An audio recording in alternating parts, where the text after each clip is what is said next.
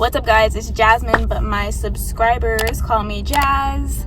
If you clicked on this video because you're currently heartbroken or you need any type of healing, I just want you to know that I'm here for you. I know it sucks going through a new year, kind of like heartbroken or sad, but if you ever want to DM me or if you ever want to comment on one of my videos and ask me a question, ask me for advice, whatever, feel free to do so. But without further ado, I want to start off this video by telling you to imagine that you're a little kid and imagine that you just fell and scraped your knee. This is going to be kind of the imagery that we use to talk about emotional healing. So we're going to use a physical example and translate it to real life. So you're playing on a playground and you just fell and you scraped your knee. What's the first thing that you do typically at this situation? You get up.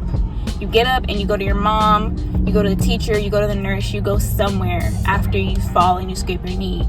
So the first step to healing is to leave the scene, creating space between you and this person.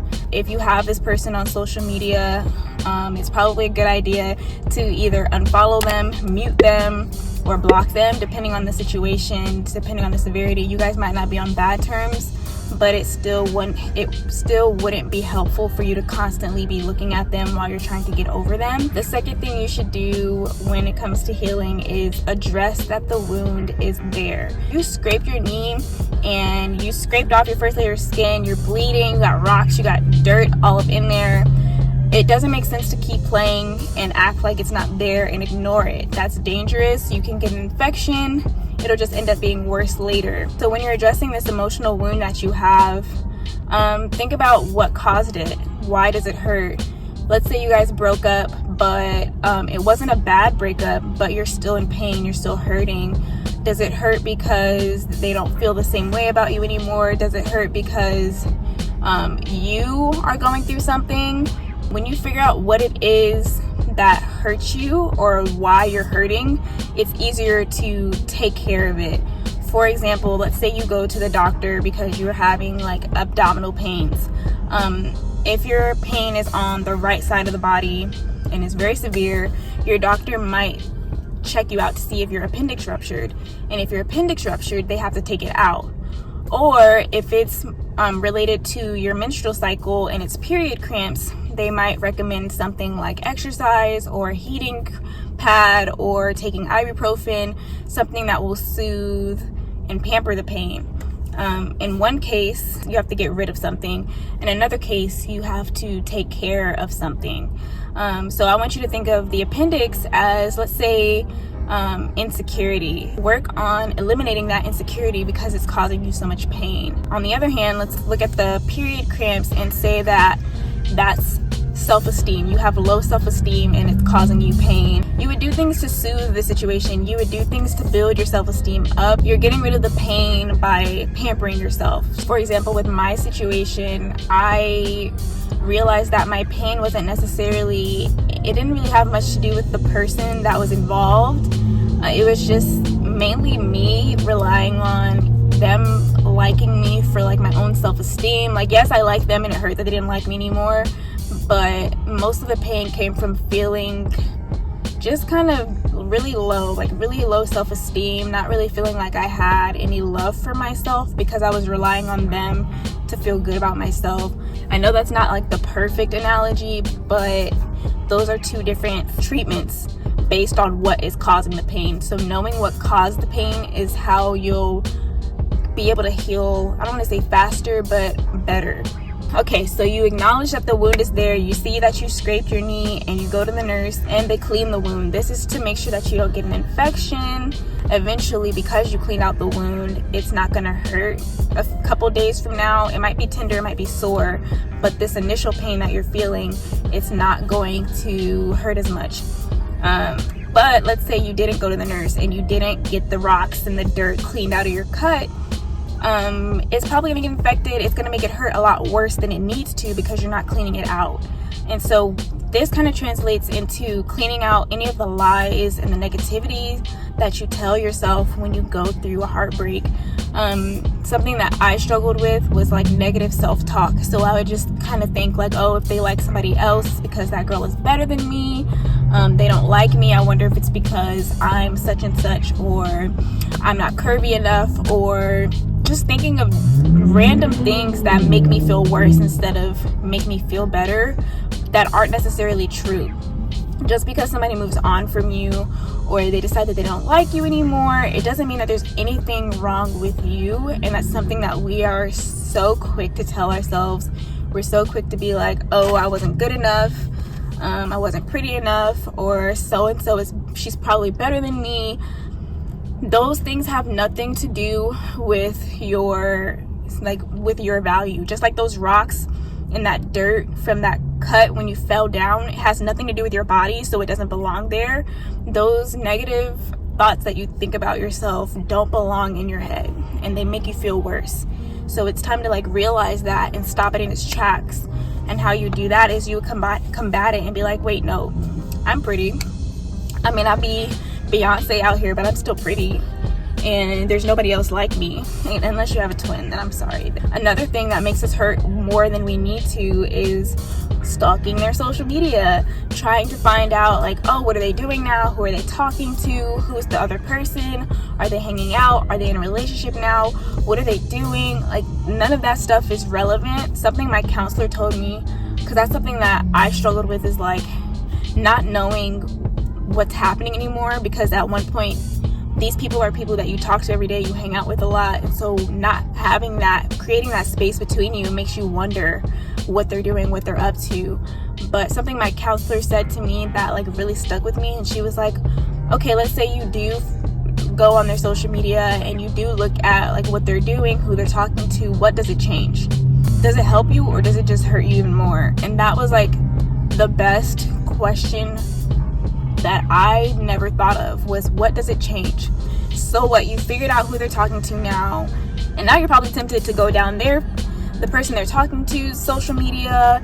You're gonna start comparing yourself. It's just not worth it, and it doesn't help anything. It doesn't change anything. The only thing it changes is that now you know who they're talking to.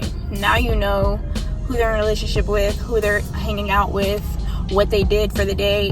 What does it change? You're still in pain, you're still hurting, and that's okay. It's a process. It's not gonna change overnight. I'm trying. I've only been doing this for 2 days. Just because someone doesn't see your value anymore, or they don't value you in the same way anymore, it doesn't mean that your value isn't still there. Your knee is still a good knee. Just because you fell and you scraped your knee doesn't mean that your leg is useless. You're still standing. You're still a great person, whether they see it or not, whether they think so or not. It doesn't matter what they think. And it's so hard to not care about what they think, because you cared so much about this person and probably still do. That was a part of you. You did care about this person for a while. You did care about what they thought, what they liked, what they didn't like.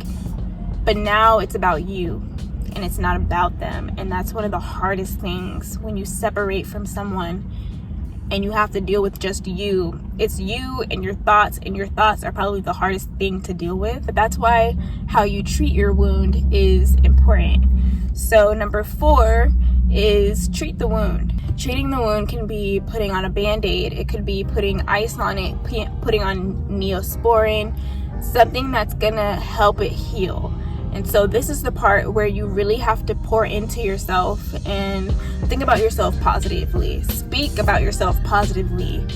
Do things that make you feel better. Do things that build your self-esteem, positive self-talk. This just means like complimenting yourself, talking about the good things about yourself. The things that you like to hear from other people, say them to yourself. So let's say you're brushing your teeth and your skin looks really good. Like, oh yeah, my skin looks really good today. These pajamas look good on me. My hair, it's not acting up as much today. Like, or just, it might not even be about your appearance, But something that my counselor talked about with me is like, sometimes it starts from the outside and it translates on the inside. So something as simple as doing your makeup can make you feel really confident about how you look, and so you feel better and you feel good about going out and handling your day. My counselor said something that like I really love. She was like, when my reflection isn't doing it for me, I'll just go on Snapchat, put a filter on, and I'm like, okay, yeah, there we go. And I was like, you know what, that is actually, it seems like, oh, you need a filter to look pretty, but no, like sometimes you have to fake it till you make it. If it makes you feel good about yourself and it's healthy, what's so bad about it? What's so bad about going on a Snapchat filter and feeling cute and like having a confidence booster? And I'm not saying rely on Snapchat only, but on those days when your reflection alone is just not cutting it, another thing you can do is talk about what you're good at. Tell yourself, oh yeah, I'm really talented when it comes to drawing, or I'm really good at writing, or I'm a great singer. Positive self-talk, it's not narcissism, it's just pouring back into yourself. When you reaffirm yourself, you don't rely on those affirmations from other people. Talk to someone. A lot of times we like to kind of isolate ourselves and be on our feelings and be sad. And we do need that time to ourselves, but too much time to yourself is dangerous, because then you let things bottle up and it's really easy to get inside your head. What you feed yourself, especially like mentally and emotionally, is what's going to benefit you the most during this part. Listen to things that are relevant to you. Listen to things about building self-esteem. Watch movies that make you laugh, that are happy, that make you feel good emotionally. Another big one is to pray. It's kind of funny how we don't really pray as much or rely on God as much until we feel like we are in trouble or we feel like we're in need. Same way we don't really go to the doctor unless we get sick or unless we have a problem. But praying should be something we do all the time, because even though God helps us a lot when we're feeling down and we're feeling sad or we need help with something, He's still there for you when everything is going good. He'll heal you when you're sick, but when you're healthy, He builds up your immunity. And you might not be invincible, but you'll definitely be stronger. So pray, and when you pray, don't just say, God, I feel this way, and then like zone out. Like, take some time to like see if He says anything back. And it might not be like an audible voice, but it might be someone says something to you and it kind of feels like, I needed to hear that. He'll speak to you through so many different ways. So just be in the mindset to hear Him speak back to you, because He does. A lot of times we just don't expect it, so we don't acknowledge it when it happens because we didn't know that He was going to be saying something back. But when you pray to God, like, open up yourself up to receive something back from Him. And it might not always be what you want to hear, but sometimes it's what you need to hear, and later on you appreciate it because it helped in the long run. You probably spent a lot of time with this person, and now that you don't really spend that time with that person, you kind of don't know what to do with yourself. Spend that time with yourself. Go out and like go to Ross or something, or go to Kohl's, just go TJ Maxx, wherever you have near you. Just go look around, look at clothes, try clothes on. You don't have to buy them, but do stuff that helps you learn about yourself. It helps you learn what you do and don't like. Do things that make you feel good. Find out things that you do like to do. Find out things that you don't like to do. That way, let's say the next person comes around and you're like, oh, I tried that restaurant, it was amazing, let's eat there. Or, hey, this store has really good deals, let's go shopping together. Like, simple things that you find out by yourself can then turn into things that you do with new people. Hang out with your friends again. Pretty sure that if they're really good friends, they probably understand, and they're probably still willing to like be there for you. And if you don't really have that many friends, try to make at least 1 or 2 new friends, whether that be like on the internet that you talk to on Instagram, because times are different these days, or it could be like someone in class, someone at church. Wherever you go often, try to find someone to spend time with and hang out with. All of these things keep your mind busy, but they also help you heal at the same time, because they are things that help you feel good and help you feel better about yourself. A lot of people will say to just get distracted, and distracting yourself does help you keep your mind off of things. But the problem with distracting yourself with anything is that it might not be helping you. So yeah, Netflix might help you not think about that person that much, but is it helping you fix the problem, or is it helping you forget that the problem exists? My next step is to bandage your wound and rest. So you put on your band-aid, and they probably make you, sit down for a little bit after you scrape your knee, because they want you to take it easy. And this is probably the hardest part, because this just means let time take its course, because now that you've cleaned it and you've treated it, you just have to let your body do the healing. An important thing about when you do get hurt, though, you don't just keep that same band-aid the entire time. Sometimes you have to change out the band-aid, and that, I feel like that translates into keeping a routine. Keeping a routine to upkeep your mental health, to upkeep your emotional health.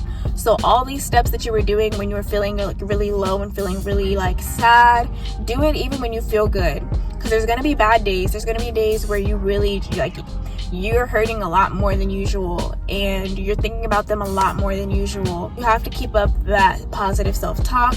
You have to continue to pour into yourself. Don't just kind of slack off just because you feel better. Like I said, build up your immunity, continue to pray, continue to do things that challenge your mind, that help you grow as a person. Now that you know what hurt you and why you were hurting, set boundaries so that it doesn't happen again. Set boundaries that help you take care of yourself. So that means, okay, from 9 p.m., I'm putting my phone away so that I can read, or so that I can talk to God, or just journal, or what have you. I'm putting my phone away. This is my time. Nobody bother me. That's a boundary. The hardest part in this entire situation is taking that first step to move forward. The second hardest part is not turning back and not revisiting the past. It's important to remember that it is going to take time. Sometimes it takes other people less time to get over things than it takes you, but you have to remember that it's about you. Try not to fall into the world of comparison, where it's oh my gosh, why did they move on from the situation so much faster than I am? People hurt in different ways, and just because they look like they've gotten over it doesn't mean they actually did get over it.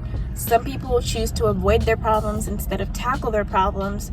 So it's really easy to look like you've moved on when you're not even dealing with the issue in the first place. So that is my 5 tips on how to heal from heartbreak. You're not alone. There's so many other people who are also going through similar situations, and you have no idea about it until you run into a video like this and you're oh wow, I'm not the only one. But yeah, thank you for watching. I hope you guys have a good new year, a good 2020. Whenever you're watching this, I hope that things get better for you. And yeah, don't forget to give this video a thumbs up if you enjoyed, subscribe if you aren't already, and I will see you guys in my next video.